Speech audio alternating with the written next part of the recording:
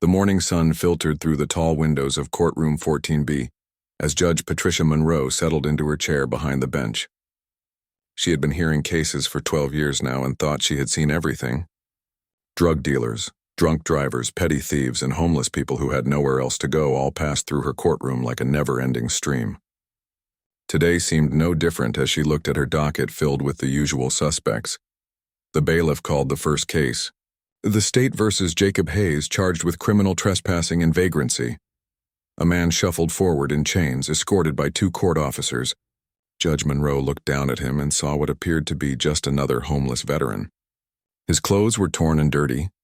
His beard was long and unkempt, and his eyes had that hollow look she had seen too many times before. The man was probably in his 50s, though the hard life on the streets made it difficult to tell his exact age. "Please state your name for the record," Judge Monroe said in her usual professional tone. The man straightened up slightly and spoke in a clear voice that surprised everyone in the courtroom. "Lieutenant Commander Jacob Hayes, United Earth Defense Force, service number 7749 Alpha Delta 9982. The bailiff let out a small laugh and shook his head. Judge Monroe noticed the man was clutching something in his hand. It looked like an old military identification card, but it was unlike any military ID she had ever seen. The design was strange, with symbols and markings that did not match current Earth military standards. "Sir, we need your legal name." "Not a fantasy title," the prosecutor said with obvious annoyance. "That is my legal name and rank," Jacob replied firmly. "I served aboard the UES Defender in the Outer Rim territories under Admiral Lisa Carter's command." Judge Monroe felt something cold run down her spine when she heard those names. The UES Defender and Admiral Lisa Carter were not names she expected to hear in her courtroom. They were names from classified military briefings she had attended years ago when she worked as a military prosecutor. These were not names that homeless people would know about.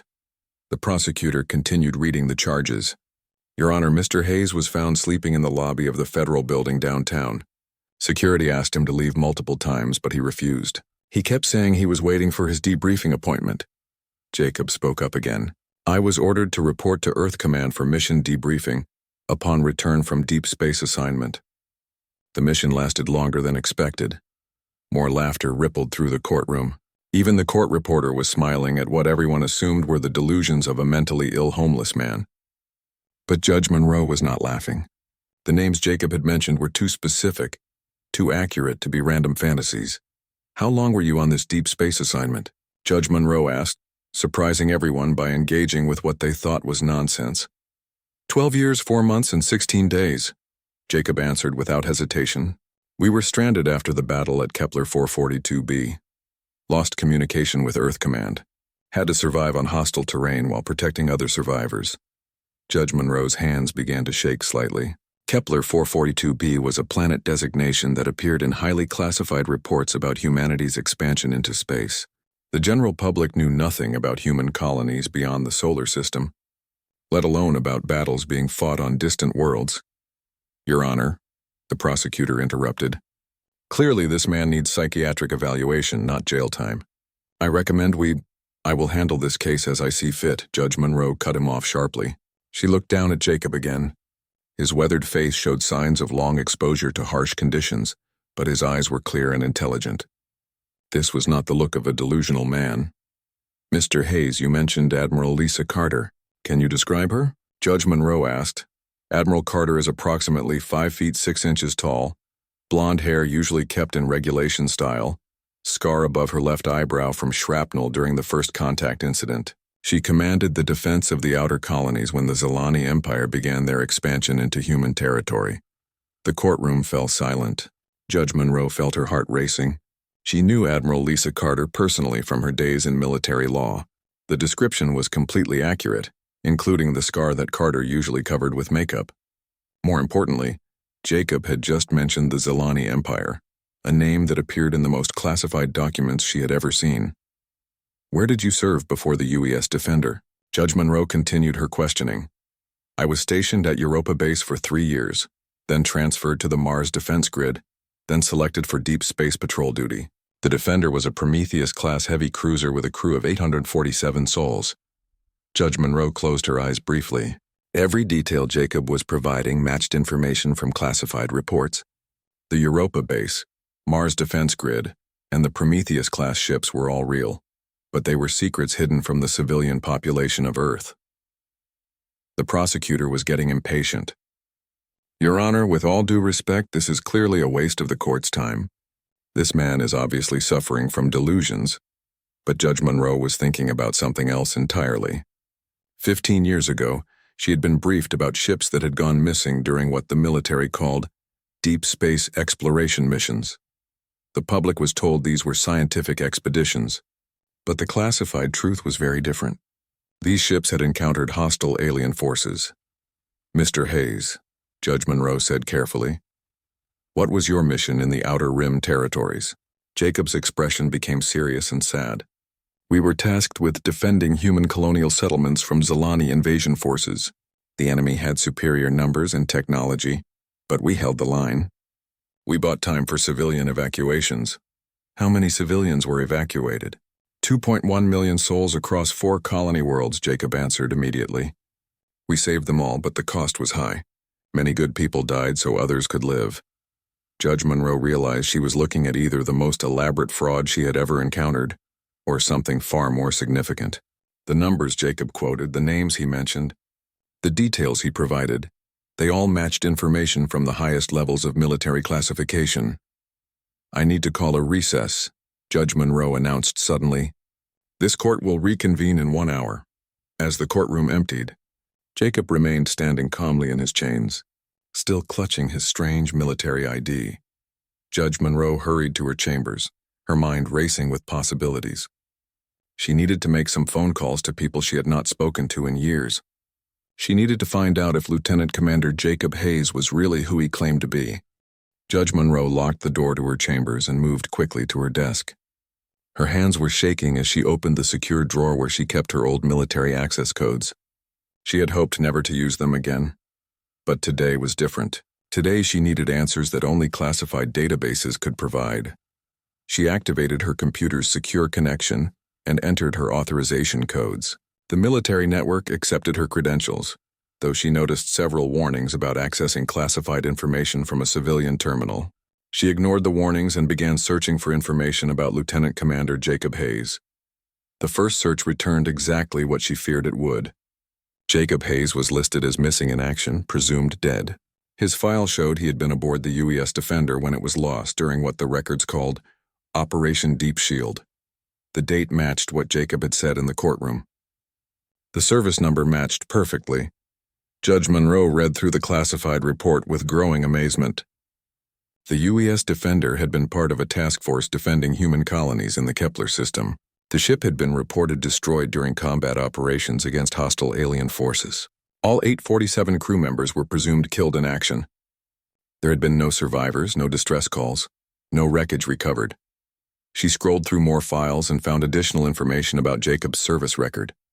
He had been decorated multiple times for bravery during what the military called the Outer Rim conflict. He had served with distinction at Europa Base and the Mars defense grid before being selected for deep space duty. Everything he had told her in the courtroom was accurate. But the most shocking discovery came when she found a personal note in his file from Admiral Lisa Carter herself. The note was dated just 3 days after the Defender was reported lost. It read, "Lieutenant Commander Hayes saved my life during the evacuation of Colony 7. His quick thinking and courage under fire allowed us to extract over 300,000 civilians before the Zilani bombardment began. He is everything we hope humanity can be when faced with the impossible." Judge Monroe sat back in her chair, feeling overwhelmed by what she was reading. The man standing in chains in her courtroom was not a delusional homeless person. He was a decorated war hero who had been presumed dead for 15 years. But how had he survived? And why was he now homeless and forgotten? She continued searching through the classified files and found references to something called the Zilani Empire. The files described an aggressive alien species that had been expanding into human space for the past 20 years. The conflict was being kept secret from Earth's civilian population to prevent panic and social disruption. According to the reports, the Zilani were technologically advanced and had been systematically attacking human colonies in the outer systems. The Earth Defense Force had been fighting a desperate war to protect humanity's expansion into space. Thousands of soldiers and spacers had died in this secret conflict, their sacrifices unknown to the people they died protecting. Judge Monroe found battle reports from the Kepler system that painted a grim picture. The human forces had been outnumbered 10-1, but they had fought with determination and skill that surprised their alien enemies. The defense of Colony 7 had been particularly fierce, with human ships holding the line against overwhelming odds to allow civilian evacuations. The UES Defender had been in the thick of the fighting. According to the reports, the ship had taken severe damage but continued fighting until all civilians were safely evacuated. The last communication from the Defender indicated they were attempting to withdraw to a safe distance, but then contact was lost. Search and rescue operations found only debris and radiation signatures consistent with a ship breaking apart under enemy fire. But Jacob Hayes was alive. He was standing in her courtroom, dirty and homeless but very much alive. Judge Monroe realized that his survival meant other crew members might have survived as well. This could change everything. The military thought they knew about the Battle of Kepler 442b. She picked up her secure phone and dialed a number she had memorized years ago but never expected to use again. The phone rang twice before a familiar voice answered. Admiral Carter's office, this is Captain Rodriguez speaking. This is Judge Patricia Monroe. I need to speak with Admiral Carter immediately. Tell her it's about Lieutenant Commander Jacob Hayes. There was a long pause on the other end of the line. Ma'am, I'm not sure I understand. That name is classified, I know, but I'm looking at Jacob Hayes right now and he's very much alive. Another pause, longer this time. Please hold, Judge Monroe. While she waited, Judge Monroe continued reading through Jacob's file. She found personal information that painted a picture of a man who had dedicated his life to military service. He had joined the Earth Defense Force straight out of college and had quickly risen through the ranks. His performance evaluations were exceptional, and his commanding officers consistently praised his leadership and tactical abilities. The file also contained personal details that made Judge Monroe's heart ache. Jacob had been married to a woman named Carol, and they had 2 young children when he shipped out for deep space duty. Carol had remarried after Jacob was declared dead, and his children had been raised by their stepfather. As far as the world knew, Jacob Hayes had died a hero 15 years ago. Judge Monroe, Admiral Carter's voice came through the phone, and Judge Monroe could hear the shock and disbelief. Did you say Jacob Hayes? Yes, Admiral. He's in my courtroom right now, charged with trespassing and vagrancy. He's been living on the streets, but he knows things that only someone with his clearance level would know. That's impossible, Admiral Carter said quietly. Jacob Hayes died 15 years ago at Kepler 442b. I saw the explosion myself. Admiral, he described you perfectly, including the scar above your left eyebrow. He knows about the Zalani Empire, the colony evacuations, everything. He even quoted your service number from memory. There was silence on the phone for nearly a minute. When Admiral Carter spoke again, her voice was different, filled with hope and fear. If Jacob is really alive, then we need to bring him in immediately. The information he might have could be vital to our ongoing operations. What do you want me to do? Judge Monroe asked. Keep him there. Don't let anyone else talk to him. I'm sending a security team to your location right now. This conversation never happened, and Jacob's appearance in your courtroom is now classified at the highest levels. Judge Monroe hung up the phone and looked at the classified files still open on her computer screen. She was sitting on information that could change the course of a secret war that most of humanity didn't even know was being fought. The homeless man in her courtroom might hold the key to understanding what had happened to hundreds of missing soldiers. She closed the classified files and prepared to return to the courtroom. Jacob Hayes had been waiting for 15 years to tell his story, and Judge Monroe was finally ready to listen. Judge Monroe returned to the courtroom with her mind racing. She looked at Jacob Hayes, who stood quietly in his chains, and saw him with completely different eyes. This was not a broken homeless man. This was a soldier who had somehow survived the impossible and made his way home after 15 years. The court will resume, she announced.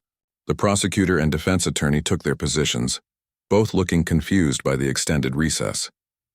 The courtroom was fuller now, with more spectators who had heard rumors about the strange case. Mr. Hayes, Judge Monroe began carefully, You mentioned that your mission lasted longer than expected. Can you tell the court what happened? Jacob straightened his shoulders, and for a moment the homeless man disappeared completely. In his place stood a military officer giving a report. Your Honor, the UES Defender took heavy damage during the battle at Kepler 442b. We lost main power and navigation systems. The ship was pulled into the gravity well of an uncharted planet. How many survivors were there? Judge Monroe asked. 43 crew members survived the crash landing. We established a base camp and began search and rescue operations for other survivors from the fleet. Over the following months, we located and rescued personnel from 6 other ships that had been forced down on the planet. The prosecutor was shaking his head in disbelief. Your Honor, this is clearly fantasy. There are no records of any military operations in space involving crashed ships or alien planets. Judge Monroe ignored the prosecutor. She knew the records existed, but they were hidden from civilian courts. Continue, Mr. Hayes. The planet was designated as hostile territory. The Zilani had established mining operations there and were using human prisoners as forced labor. We organized resistance operations and began liberating the prison camps. Within 2 years, we had freed over 800 human prisoners and established a secure perimeter around our base. Jacob's voice was steady and professional, but Judge Monroe could see the pain in his eyes. Whatever had happened on that planet had cost him dearly. How did you survive for 12 years on a hostile alien world? She asked. We adapted, Jacob said simply. We learned to use captured Zilani equipment and weapons. We grew food using hydroponic systems salvaged from the crashed ships. Most importantly, we never stopped fighting. The Zilani kept sending forces to retake the mining facilities, and we kept stopping them. What about communication with Earth Command? All long-range communication equipment was destroyed in the crashes. We sent out distress beacons using captured alien technology, but we had no way of knowing if the signals were getting through. We assumed Earth Command thought we were dead. Judge Monroe was amazed by what she was hearing. If Jacob's story was true, then a small group of human survivors had managed to wage guerrilla warfare against an advanced alien species for over a decade. They had not only survived, but had actively fought to protect other human prisoners. How many people did you rescue from the Zilani prison camps? She asked. 837 souls, Jacob answered immediately. We kept detailed records of every person we liberated. Names, home planets, service records, medical conditions, everything. We knew someday we would have to account for them all. Where are these people now? Jacob's expression became sad. Most of them made it home when the rescue ships finally arrived. Some chose to stay and continue the fight. A few didn't survive the long war. The courtroom was completely silent now. Even the skeptical prosecutor was listening intently to Jacob's testimony. Judge Monroe realized that everyone in the room was beginning to understand that they were hearing something extraordinary. When did the rescue ships arrive? Judge Monroe asked. 3 years ago. Admiral Carter herself led the rescue fleet. She was surprised to find us alive, but she was more surprised by what we had accomplished. We had not just survived when we had won. We had driven the Zilani completely out of that sector of space. Judge Monroe felt a chill run down her spine. 3 years ago would explain why Jacob was now homeless. He had returned to an Earth that had moved on without him.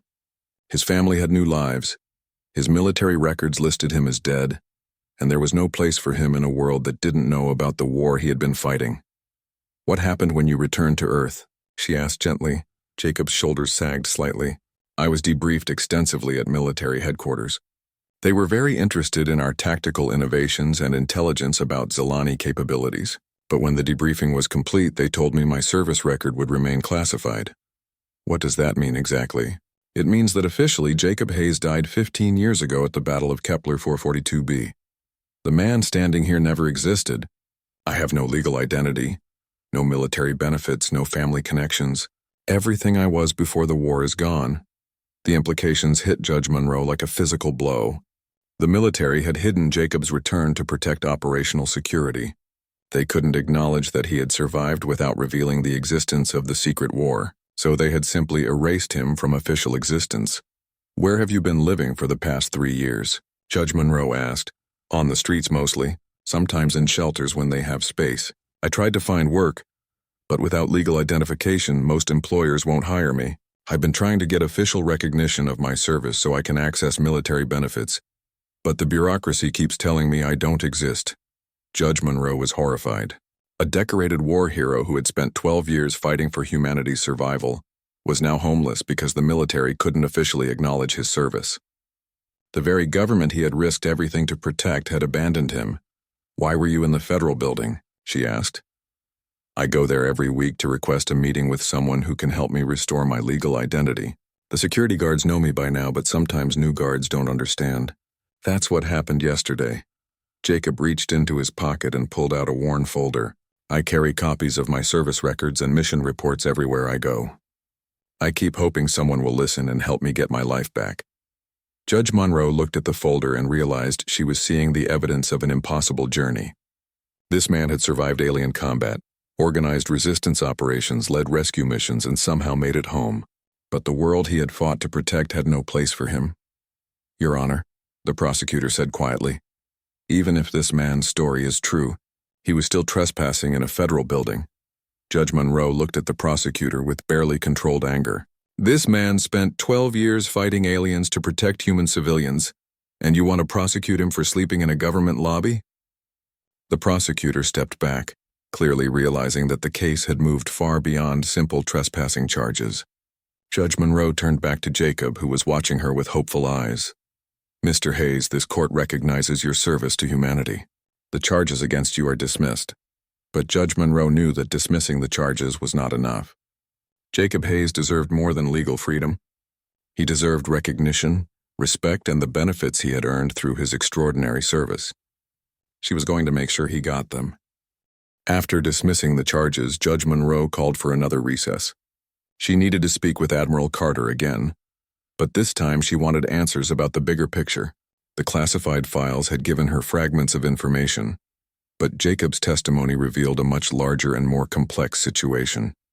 In her chambers, Judge Monroe called Admiral Carter's direct line. The Admiral answered immediately, as if she had been waiting by the phone. "Patricia, I need you to keep Jacob secure until my team arrives. What he knows could change everything.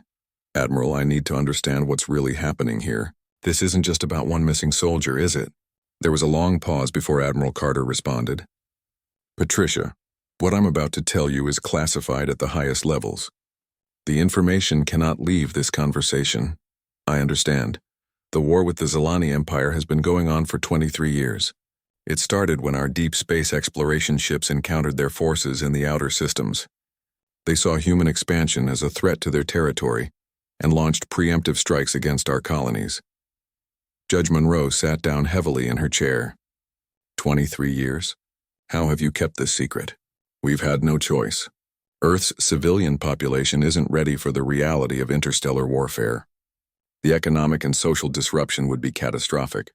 So we've been fighting a shadow war, using volunteers and classified military units. How many people know the truth? Maybe 1,000 people on Earth have full clearance. The soldiers fighting the war know their piece of it, but most don't understand the full scope. We've been very careful to compartmentalize information." Judge Monroe thought about Jacob sitting in her courtroom, homeless and forgotten. "What about the soldiers who return? How do you handle their reintegration?" "Most don't return," Admiral Carter said quietly. "The casualty rates in deep space combat are extremely high. When soldiers do come back, they usually have families and support networks to help them readjust. Jacob's case is unique because he was declared dead and everyone moved on. So you just abandoned him?" "We didn't abandon him. We offered him a new identity and relocation assistance. He refused. He wants his old life back, but that's impossible. Officially acknowledging his survival would raise too many questions about where he's been for 15 years. Judge Monroe felt anger building in her chest. "This man spent 12 years fighting for humanity's survival, and your solution is to pretend he doesn't exist?" "Patricia, you don't understand the stakes involved. The Zilani Empire controls over 40 star systems. They have technology that makes our best weapons look like toys. The only reason we've been able to hold them off is through superior tactics and the fighting spirit of soldiers like Jacob. Then why not tell the truth? Let the public know what's happening?" Admiral Carter's voice became strained. "Because the truth would cause panic. Earth's economy would collapse as people demanded all resources be devoted to military spending. Our colonial expansion would stop, which is exactly what the Zilani want. We need time to develop better technology and train more soldiers." Judge Monroe was beginning to understand the impossible position the military found itself in. They were fighting for humanity's survival while trying to maintain normal life on Earth. The soldiers who fought this secret war were heroes that no one could acknowledge. How many soldiers are in Jacob's situation? She asked. More than I care to admit. We have several hundred veterans who can't be officially recognized due to operational security concerns. We try to help them quietly, but our options are limited. What about their families? The families of soldiers declared dead receive full death benefits and honors. We can't take that away without revealing that the soldier survived, which would compromise ongoing operations. Judge Monroe realized the full scope of the tragedy. Soldiers were trapped between two worlds, unable to return to their old lives but unable to start new ones. Their families grieved for them while they lived as ghosts on the margins of society. Admiral, this situation is unconscionable. These soldiers deserve better. I agree completely, but I don't have better options. The war is still ongoing. Just last month we lost 3 ships defending the colonies at Wolf 359. Every day we delay. Public disclosure is another day for our scientists to develop better defenses. Judge Monroe thought about Jacob's worn folder full of service records and mission reports. Jacob mentioned that he kept detailed records of everyone his unit rescued. Could that information be valuable? Extremely valuable. We've had very little intelligence about Zilani operations on occupied worlds. Jacob's unit was the first to successfully conduct long-term resistance operations behind enemy lines. Their tactical innovations have already been incorporated into our current training programs. So he's not just a forgotten casualty. He's actually contributed to the war effort. Jacob Hayes is one of the most decorated soldiers in the Earth Defense Force. His actions at Kepler 442b saved over 2 million civilians. His resistance operations freed hundreds of prisoners and provided crucial intelligence about Zilani capabilities. He's a legend within the military community. Judge Monroe felt sick to her stomach. A legend who sleeps in doorways and gets arrested for trespassing. Patricia, I know how this looks, but we're dealing with circumstances that have no precedent. How do you reintegrate soldiers who have been fighting aliens for over a decade? How do you explain their absence without revealing state secrets? These are impossible questions with no good answers. Have you tried creating a support network for these veterans? We have informal networks, but they have to operate in secret. We provide what assistance we can without creating official records. But it's not enough, and I know it's not enough. Judge Monroe made a decision that would change everything. Admiral, I want to help. These soldiers sacrificed everything for humanity's survival. They deserve more than bureaucratic abandonment. What are you proposing? I'm proposing that we find a way to honor these veterans publicly without compromising operational security. Jacob's case has shown me that the current system is broken. We need to do better. Admiral Carter was quiet for a long moment. Patricia, what you're suggesting is extremely dangerous. Any public recognition of these soldiers could expose the entire war effort. Then we need to be creative. There has to be a way to acknowledge their service without revealing classified information. These people are heroes, and heroes deserve recognition. Let me think about this. In the meantime, I need you to keep Jacob safe. There are hostile forces that would love to get their hands on someone with his knowledge and experience. Judge Monroe felt a chill. Are you saying Jacob is in danger? I'm saying that a soldier who spent 12 years fighting aliens and developing resistance tactics would be extremely valuable to certain parties. We need to make sure he's protected.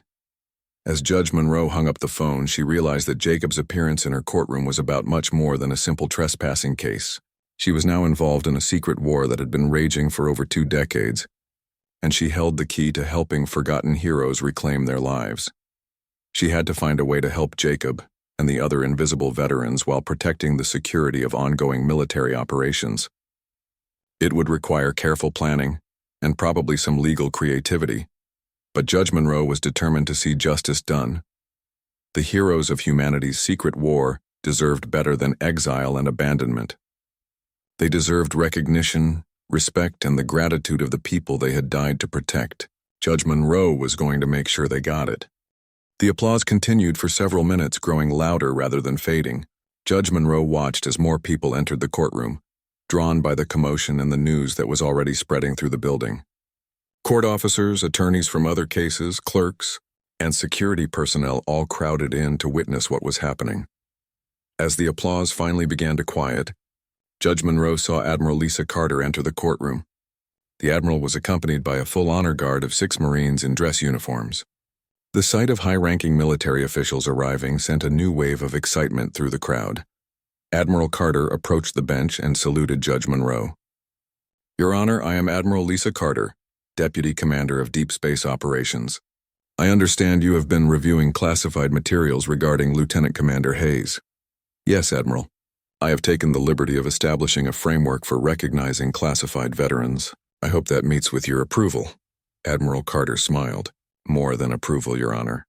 What you have accomplished here today represents a breakthrough that we have been hoping for, but never knew how to achieve. You have found a way to honor our veterans while maintaining operational security." The Admiral turned to face Jacob, and her expression became deeply emotional. "Jacob, I never thought I would see you again after Kepler 442b. When we received word that you were alive, it was like seeing a ghost." Jacob came to attention. "Admiral Carter, ma'am, thank you for not giving up on us. Jacob, you and your team accomplished something that military historians will study for generations. You proved that human determination and ingenuity can overcome impossible odds. More importantly, you showed that our values can survive even in the darkest circumstances." Admiral Carter reached into her briefcase and pulled out a medal case. "Lieutenant Commander Hayes, by order of the Earth Defense Force High Command, you are hereby awarded the Congressional Medal of Honor for extraordinary heroism in combat against hostile alien forces."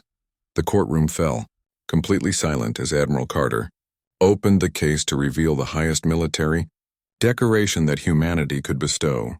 The medal gleamed under the courtroom lights, its ribbon bright against the dark velvet lining. The citation reads, Admiral Carter continued in a formal voice, "For conspicuous gallantry and intrepidity at the risk of his life above and beyond the call of duty, while serving as executive officer of the UES Defender during the Battle of Kepler 442b, and for extraordinary leadership during 12 years of resistance operations behind enemy lines." She stepped forward and pinned the medal to Jacob's worn shirt. The contrast between the gleaming decoration and his tattered clothing somehow made the moment even more powerful. "The citation continues," Admiral Carter said. "Lieutenant Commander Hayes voluntarily led his ship into the most dangerous combat zone to provide close support for civilian evacuations. When his ship was disabled, he organized resistance operations that rescued over 800 prisoners and denied enemy use of strategic resources. His actions directly saved over 2 million human lives and demonstrated the finest traditions of military service." As the Admiral stepped back, the Marines of the Honor Guard came to present arms. The sharp sound of rifles being brought to salute. Position echoed through the courtroom. Judge Monroe felt tears running down her face as she watched Jacob receive the recognition he had waited 15 years to earn, but she realized that this moment was about more than one man's vindication. It was about acknowledging the hidden heroes who had been protecting humanity while the rest of the world went about their daily lives. "Ladies and gentlemen," Judge Monroe announced, "you are witnessing a historic moment. Today marks the beginning of a new era in which we acknowledge the full scope of human achievement and sacrifice." She paused and looked around the packed courtroom. Humanity has reached for the stars, and in doing so, we have encountered wonders and terrors beyond our imagination. We have established colonies on distant worlds and made contact with alien civilizations. Some of these encounters have been peaceful. Others have required us to defend ourselves and our values. The crowd listened intently as Judge Monroe continued. "The soldiers who have fought these battles have done so without recognition, without parades, and often without the knowledge of the people they protected. They have carried the burden of defending our species while maintaining the secret that would allow the rest of us to live normal lives." Judge Monroe stepped down from her bench once more and walked to where Jacob stood with his new medal. "Lieutenant Commander Hayes, you represent all of those hidden heroes. Your recognition today is their recognition. Your homecoming is their homecoming." She turned to address the crowd directly. "I call upon every person in this courtroom to remember what you have witnessed today. Remember that human beings are capable of extraordinary courage and sacrifice. Remember that somewhere among the stars, soldiers are still fighting to protect our future." One by one, people throughout the courtroom began to stand. It started with the military personnel, who came to attention and saluted. Then the court officers stood, followed by the attorneys, the reporters, and the spectators. Soon every person in the courtroom was on their feet. The applause began again, but this time it was different. It was not just appreciation for Jacob's story, but recognition of all the unnamed heroes who had served in humanity's expansion into space. People were applauding soldiers they had never heard of, battles they had never known were fought, and sacrifices they had never imagined were made. Judge Monroe watched as Jacob looked out over the standing crowd, his face showing wonder and gratitude. For the first time in 3 years, he was seeing his service acknowledged by the people he had sworn to protect. Admiral Carter approached the microphone that had been set up for court proceedings. "Ladies and gentlemen, what you have witnessed today is just the beginning. Lieutenant Commander Hayes will be receiving full military benefits, medical care, and housing assistance. More importantly, he will be working with us to ensure that other veterans in similar situations receive the recognition they deserve." She paused and looked directly at Jacob. "Jacob, we also have an offer for you. The Deep Space Operations Command would like you to consider returning to active duty as a training instructor. Your experience in resistance operations and unconventional warfare would be invaluable in preparing the next generation of soldiers." Jacob's eyes widened with surprise and hope. "Admiral, I would be honored to serve again." The crowd erupted in another round of applause. Judge Monroe realized that Jacob was not just receiving recognition, he was being welcomed back into the military family that had been forced to abandon him. As the applause continued, Judge Monroe reflected on what had been accomplished in her courtroom that day. A homeless veteran had been transformed into a recognized hero. A secret war had been partially revealed to prepare the public for future challenges. Most importantly, a framework had been established to ensure that other forgotten soldiers would receive the recognition they deserved. The standing ovation lasted for nearly 10 minutes. When it finally ended, people began approaching Jacob to shake his hand and thank him for his service. Judge Monroe watched as reporters interviewed military personnel about the implications of what they had learned. She saw Admiral Carter speaking with government officials about the new recognition program, but most importantly, she saw Jacob Hayes standing tall and proud, no longer a forgotten casualty of bureaucratic necessity, but an honored veteran receiving the gratitude of the people he had risked everything to protect. As the courtroom finally began to empty, Judge Monroe knew that this day would be remembered as a turning point. Humanity had taken its first steps toward acknowledging the full scope of its achievements among the stars. The age of hidden heroes was ending, and the era of recognized sacrifice was beginning. Jacob Hayes had come to her courtroom as a homeless man facing petty charges. He was leaving as a decorated war hero with a new mission and the gratitude of his nation. It was, Judge Monroe reflected, exactly the kind of transformation that made her proud to serve the cause of justice. The courtroom remained standing as Judge Monroe faced the assembly of people who had just witnessed something unprecedented. She could see the impact of her words reflected in their faces: shock, awe, and a growing understanding of the magnitude of what they had learned. "Ladies and gentlemen," Judge Monroe continued, her voice carrying the authority of both her judicial position and her military background, "what you have witnessed today is the restoration of honor to a man who never lost it, but whom society had forgotten." She gestured toward Jacob, who stood with quiet dignity despite his worn clothing and chains. "Lieutenant Commander Hayes represents thousands of men and women who have served humanity in ways that most of us cannot comprehend. They have fought battles in the darkness between stars, defended colonies we didn't know existed, and sacrificed their lives to protect a civilization that could not acknowledge their service." The bailiff stepped forward and unlocked Jacob's chains without being asked. The metal fell to the floor with a sound that seemed to echo through the silent courtroom. Jacob rubbed his wrists but remained at attention.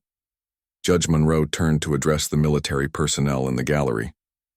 "I see among you officers and enlisted personnel who bear the insignia of deep space operations. You know the truth of what I speak.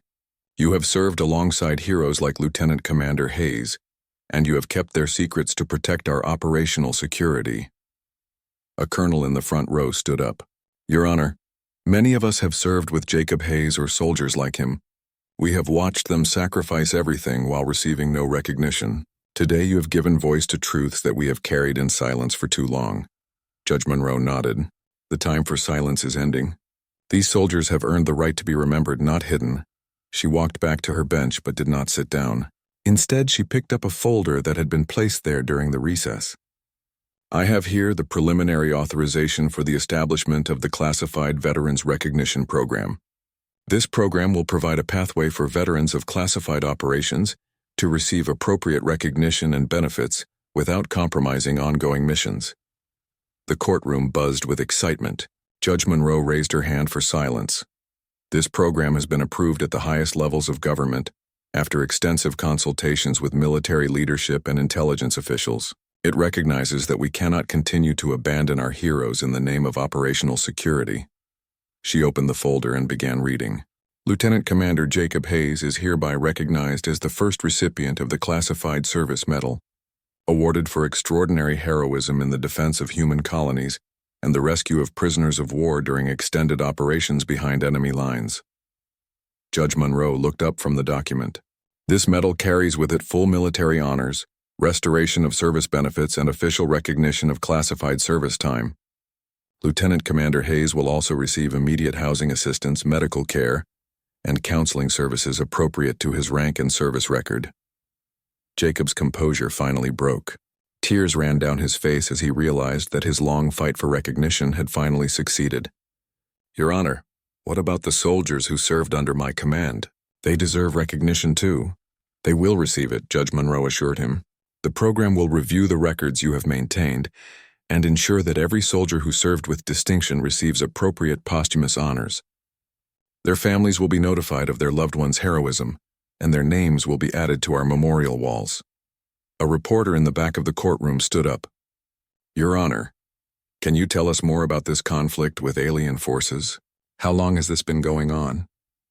Judge Monroe considered her response carefully. The details of ongoing military operations remain classified for obvious reasons. What I can tell you is that humanity has expanded far beyond our solar system, establishing colonies and research stations throughout nearby star systems. This expansion has brought us into contact with other intelligent species, not all of which have been friendly. She paused to let that information sink in. Our military forces have been working to protect human interests and human lives in these distant territories. The soldiers who serve in these operations face challenges and dangers that previous generations could never have imagined. Another reporter called out, "How many soldiers like Lieutenant Commander Hayes are there?" "More than we care to admit," Judge Monroe replied honestly. The Classified Veterans Recognition Program has identified several hundred veterans whose service cannot be traditionally acknowledged. They have been living in shadows, unable to access the benefits they earned through their sacrifice. The colonel who had spoken earlier stood up again. "Your Honor, may I address the court?" Judge Monroe nodded. "Please state your name and rank for the record." "Colonel William Davis, Deep Space Operations Command. I have served with many soldiers like Lieutenant Commander Hayes. I want the court to understand what these people have accomplished." Colonel Davis turned to face the courtroom. "Ladies and gentlemen, the soldiers of our deep space forces have faced odds that would terrify most people. They have fought battles where retreat was impossible and victory seemed hopeless. They have held the line against enemies that possess technology beyond our current capabilities." His voice grew passionate as he continued. "They have done this not for glory or recognition, but because they believe in the future of humanity among the stars.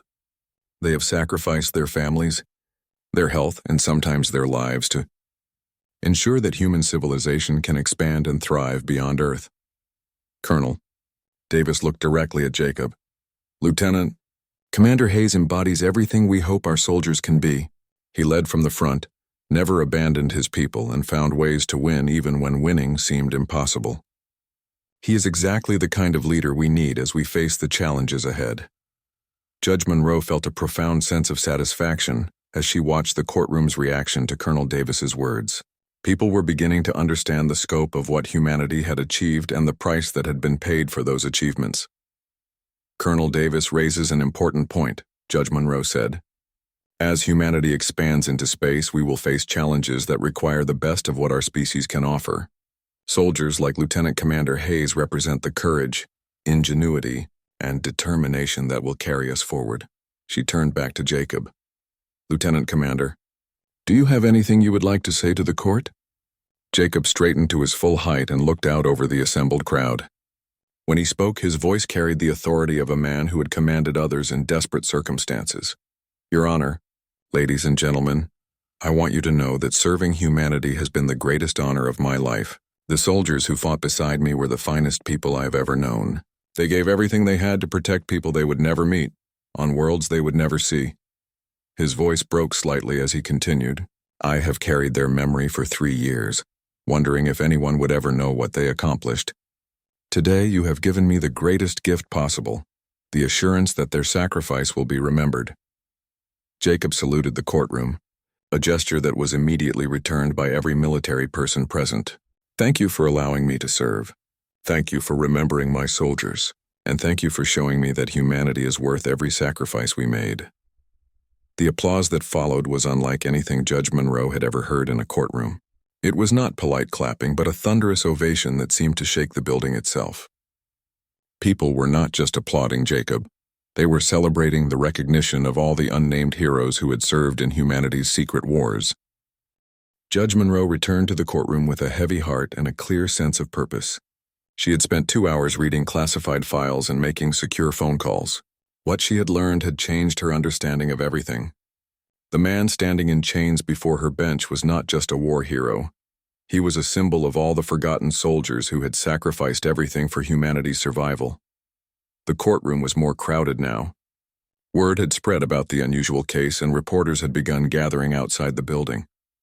Judge Monroe noticed several people in military uniforms sitting in the gallery, including a few who wore the distinctive insignia of deep space operations. Jacob stood quietly in his place, still clutching his worn military identification. His posture was straight despite his chains, and his eyes held a dignity that no amount of hardship could diminish. Judge Monroe looked at him and saw not a homeless vagrant, but a soldier who had never stopped serving his duty. Ladies and gentlemen, Judge Monroe began, her voice carrying across the silent courtroom. I have spent the last 2 hours reviewing classified military records and speaking with senior defense officials. What I have learned has fundamentally changed my understanding of this case. The prosecutor looked confused and slightly alarmed. Your Honor, if we're dealing with classified information, perhaps this matter should be moved to a closed hearing. No, Judge Monroe said firmly. This matter has been hidden in closed hearings for far too long. The time has come for truth. She turned to face Jacob directly. Mr. Hayes, you have told this court that you are Lieutenant Commander Jacob Hayes of the United Earth Defense Force. You have described military operations that most people would consider science fiction. You have claimed to be a veteran of battles fought in distant star systems against alien enemies. Jacob nodded. Yes, Your Honor, that is all true. Judge Monroe took a deep breath. What she was about to do would change everything, but she knew it was right. Ladies and gentlemen of the court, I can now confirm that everything Mr. Hayes has told us is accurate. He is indeed Lieutenant Commander Jacob Hayes, a decorated veteran of humanity's defense forces. A murmur ran through the courtroom. The prosecutor started to object, but Judge Monroe held up her hand for silence. For the past 23 years, she continued, our military has been engaged in operations to protect human colonies in distant star systems from hostile alien forces. This conflict has been classified to prevent civilian panic, but the cost in human lives has been enormous. The courtroom erupted in surprised voices and urgent whispers. Judge Monroe waited for quiet before continuing. Lieutenant Commander Hayes was reported killed in action 15 years ago during the defense of human colonies in the Kepler system.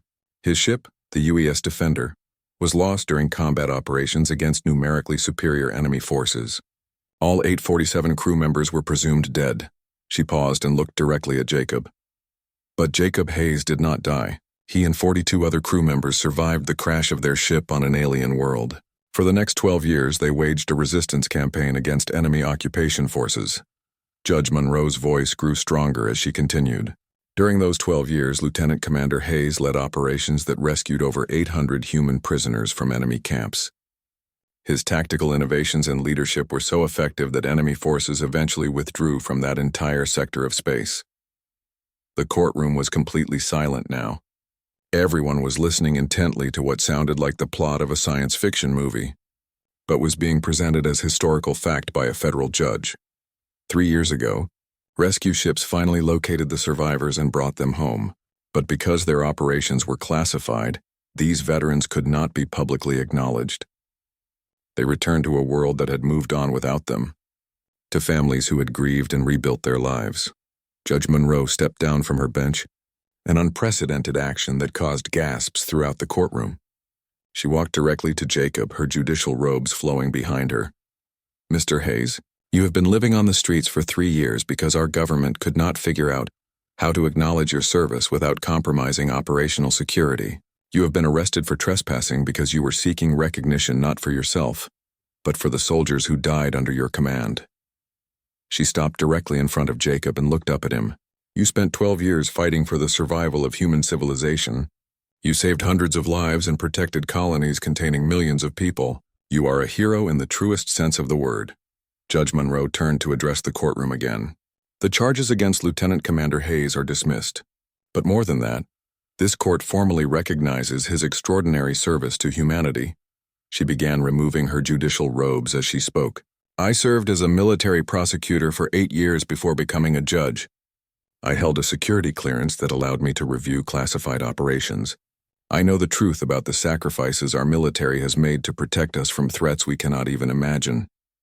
As her robes came off, they revealed the military dress uniform she wore underneath, complete with ribbons and decorations from her own service. The courtroom gasped in surprise. "I wear this uniform today to honor not just Lieutenant Commander Hayes, but all the men and women who have fought humanity's battles in the darkness of space. They have given everything to protect a civilization that cannot acknowledge their sacrifice." Judge Monroe stood at attention and rendered a perfect military salute to Jacob Hayes.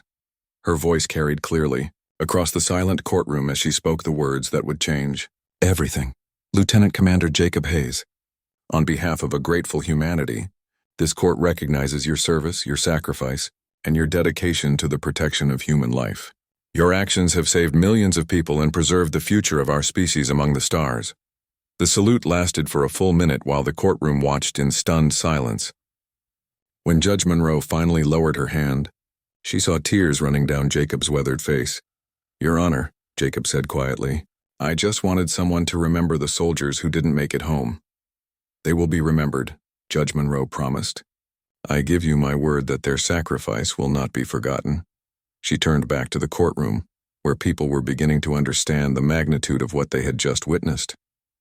"Ladies and gentlemen, you have just met one of humanity's greatest heroes. I suggest you treat him with the respect he has earned." The prosecutor was the first to move. He walked over to Jacob and extended his hand. "Lieutenant Commander, I apologize for not understanding the situation. Thank you for your service." Other people in the courtroom began to stand up. The court reporter, the bailiff, the defense attorney, and spectators all rose to their feet. The military personnel in the gallery came to attention and saluted. Judge Monroe watched as recognition spread through the courtroom like a wave. Jacob Hayes was no longer a homeless vagrant facing petty charges. He was a war hero receiving the acknowledgement he had waited 15 years to receive. But Judge Monroe knew this was only the beginning. Jacob's story would soon spread beyond this courtroom, and the world would finally learn about the soldiers who had been fighting for humanity's survival in the vast darkness of space. Judge Monroe spent the next hour reading through more classified files that Admiral Carter had authorized her to access. The full scope of Jacob's service record was staggering. She discovered mission reports that painted a picture of extraordinary heroism and sacrifice that went far beyond what he had described in the courtroom. The Battle of Kepler 442b had been even more desperate than she initially understood. The human fleet had been outnumbered 15-1, facing Zelani forces that had superior weapons and shields. The battle plan had called for a fighting withdrawal, allowing civilian evacuation ships to escape, while the military vessels provided cover. But the Zelani had anticipated this strategy and deployed gravity mines that prevented many ships from jumping to faster-than-light speeds. The UES Defender and 5 other ships had been trapped in the system, with over 2 million civilians still on the planet's surface. Jacob's ship had volunteered for the most dangerous mission of all. While the other vessels provided orbital defense, the Defender had descended into the planet's atmosphere to provide close air support for the evacuation efforts. They had fought off wave after wave of Zelani fighters, while transport ships loaded with families fled the planet. Judge Monroe read Admiral Carter's personal report about the final phase of the battle. The defender had taken massive damage but refused to withdraw. Jacob had personally led a boarding party to capture a Zalani command ship, using the alien vessel's weapons to destroy an entire enemy squadron. This action had created the gap in Zalani lines that allowed the last evacuation ships to escape. The official report listed the defender as destroyed when its reactor went critical. What the report didn't mention was that Jacob and 42 other crew members had escaped in life pods before the explosion. The life pods had crashed on the planet's surface, just as Zalani ground forces were establishing control of the area. Judge Monroe found detailed mission logs that Jacob had kept during the 12 years of resistance operations. The logs revealed a campaign of extraordinary ingenuity and determination. The human survivors had not just hidden from their captors, they had actively worked to undermine Zalani operations and rescue other prisoners. The resistance had started small, with nighttime raids to steal supplies and weapons, but as Jacob and his team learned to use captured alien technology, their operations became more sophisticated. They had sabotaged mining equipment, destroyed communication arrays, and ambushed Zalani patrols. More importantly, they had rescued hundreds of human prisoners from work camps scattered across the planet. Many of these prisoners were civilians who had been captured during the initial invasion. Others were military personnel from ships that had been shot down during subsequent battles. Jacob's team had organized a complex network of safe houses and escape routes to keep the rescued prisoners hidden. Judge Monroe read testimonies from some of the rescued prisoners. They described Jacob as a leader who never gave up hope and never left anyone behind. He had personally led the most dangerous rescue missions, often venturing deep into enemy territory to extract prisoners from heavily guarded facilities. One testimony particularly moved Judge Monroe. A civilian engineer named Robert Kim had been captured during the evacuation of Colony 7. He had spent 3 years in a Zalani work camp before Jacob's team rescued him. Lieutenant Commander Hayes saved my life and the lives of my family, Kim had written. The Zalani were using us as forced labor in their mining operations. The conditions were terrible and many prisoners died from exhaustion and disease. When Hayes and his team arrived, they didn't just rescue us, they gave us hope. They showed us that humanity had not forgotten about us. Another testimony came from Dr. Linda Foster, a medical officer who had been shot down while trying to evacuate wounded civilians. She had been a prisoner for 5 years before Jacob's team found her. Hayes organized the most effective resistance operation I have ever seen, Dr. Foster wrote. He turned a group of desperate survivors into an army. More importantly, he never lost sight of our humanity. Even while fighting aliens in the most terrible conditions, he insisted that we maintain our values and protect the innocent. Judge Monroe discovered that Jacob's resistance had been so successful that the Zalani had eventually withdrawn from that entire sector of space. They had lost so many ships and personnel to human raids that they decided the planet was not worth the cost of occupation. But the victory had come at a tremendous personal cost for Jacob. Judge Monroe found medical reports from his return to Earth 3 years ago. He was suffering from post-traumatic stress disorder, chronic pain from multiple injuries, and severe malnutrition from years of inadequate food supplies. The psychological evaluation was particularly heartbreaking. Jacob had lost everything during his 15 years of absence. His wife Carol had remarried after he was declared dead. His children, who had been 8 and 10 when he left, were now adults with their own lives. They didn't even remember him clearly. The military psychologist had noted that Jacob was experiencing severe adjustment difficulties. He couldn't sleep in enclosed spaces because of years spent hiding in caves and tunnels. He couldn't eat normal food because his digestive system had adapted to the alien plant life he had survived on. Most tragically, he couldn't form normal social relationships because he was still mentally prepared for combat at any moment. Judge Monroe found a note in Jacob's file from the military social worker assigned to his case. Lieutenant Commander Hayes refuses all offers of assistance that require him to assume a false identity. He believes that accepting a new name would be a betrayal of the soldiers who died under his command. He wants recognition for their sacrifice, not just his own survival. The file also contained letters that Jacob had written to his family after returning to Earth. He had tried to reconnect with his wife and children, but the attempts had been unsuccessful.